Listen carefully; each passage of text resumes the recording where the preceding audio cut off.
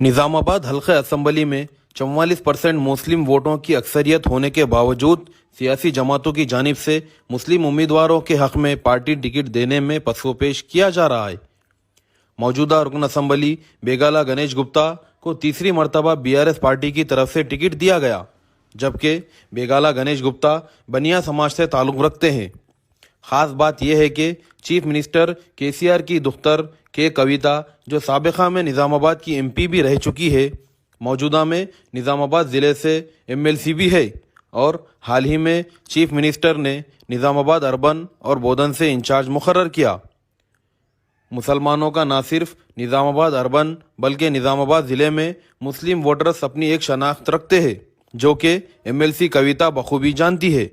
बावजूद उसके निज़ामाबाद अर्बन से किसी मुस्लिम उम्मीदवार को टिकट देना मुनासिब नहीं समझा। दूसरी तरफ एमआईएम 2014 में, जबकि एमआईएम का कोई कारपोरेटर मौजूद नहीं था, बावजूद उस वक्त मीर मजाज अली को एमआईएम की तरफ से उम्मीदवार बनाया गया था, जो कि बेगाला गणेश गुप्ता से सिर्फ 10,000 वोटों की कमी की वजह से हारते हुए दूसरे नंबर पर आए। इत्तेफाक ये रहा कि 2018 में एमआईएम के तकरीबन 16 कारपोरेटर होने के बावजूद एमआईएम टीआरएस के हक़ में अपना उम्मीदवार खड़ा नहीं किया और बीआरएस के उम्मीदवार की खुलकर तायीद किए, जबकि 2018 में कांग्रेस की जानिब से मुस्लिम उम्मीदवार ताहिर बिन हमदान को टिकट दिया गया था, जो 46,000 से ज़ायद वोट हासिल किए और दूसरे नंबर पर रहे। नाजरीन को ये बात समझनी होगी, 2014 में मजलिसी उम्मीदवार मीर मजाज अली को निज़ामाबाद के मुसलमानों ने 30,000 से ज़ायद वोट देकर दूसरे नंबर पर आने का मौका दिया और एमआईएम की बीआरएस को तायीद हासिल होने के बावजूद निज़ामाबाद अर्बन के मुसलमानों ने कांग्रेसी उम्मीदवार ताहिर बिन हमदान को 46,000 वोट दिए, जिसकी बिना पर ताहिर बिन हमदान दूसरे नंबर पर रहे। 2014 और 2018 के इंतखाबात और वोटिंग का रुझान अगर देखा जाए तो निज़ामाबाद अर्बन के मुसलमानों का सियासी शऊर इस बात की तरफ ले जाता है कि वो निज़ामाबाद अर्बन से किसी मुस्लिम उम्मीदवार को मुंतखब करना चाहते हैं। इस बात को मद्देनज़र रखते हुए निज़ामाबाद के उलमा इकराम, उलमा हिफ़ाज़, आइमा मसाजिद व मौज़नीन ने मुतफ़िक़ा तौर पर अपने ही एक आलिम दीन व समाजी खिदमत गुजार हाफिज़ मोहम्मद लईक ख़ान को निज़ामाबाद अर्बन हल्के असम्बली से उम्मीदवार के तौर पर ठहरने का मशवरा दिया। हाफिज़ मोहम्मद लईक ख़ान जमीयतुल उलमा हिंद ज़िला निज़ामाबाद के सदर भी है और नौजवानों में काफ़ी मकबूलियत रखते हैं। निज़ामाबाद ज़िले में कई हिस्सास मामले जो मुस्लिम नौजवानों के ऊपर आए, तब हाफिज़ लईक ख़ान उनके साथ खड़े रहे और उनका साथ दिया। नाजरीन को न्यूज़ एक्सप्रेस बीएनएस ये याद दिलाना चाहती है कि कर्नाटका के इंतखाबात में जिस तरह से उलमा इकराम ने सियासी शऊर लाते हुए मुसलमानों को एक तरफा वोट देने की तरगीब दी, जिसकी बिना पर कर्नाटक की बीजेपी हुकूमत को शर्मनाक शिकस्त का सामना करना पड़ा और सेकुलर कांग्रेस हुकूमत कायम हुई,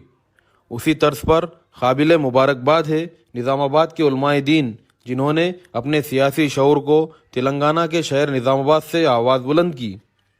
निज़ामाबाद शहर तेलंगाना रियासत का वो वाहिद शहर है जहाँ पर दहली की तर्ज पर शाहीन बाग को कायम किया था, जो कि एनआरसी और सीएए का हिस्सास मसला था।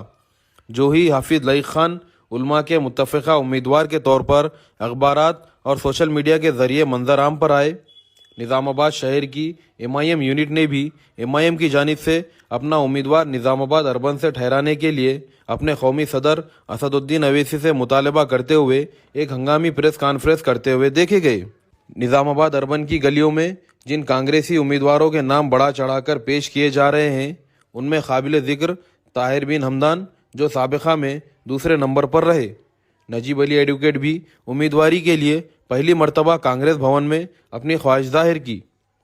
महेश कुमार गौड़, जो कि बहुत ही चर्चित नाम के तौर पर पेश किया जा रहा है, 2014 के इलेक्शन में सिर्फ 25,000 वोट हासिल करते हुए तीसरे नंबर पर आए थे, जबकि मीर मजाज अली 30,000 से ज़ायद वोट हासिल किए। एक और नाम डी संजय, जो साबिक़ा में निज़ामाबाद के पहले मेयर मुंतखब हुए थे।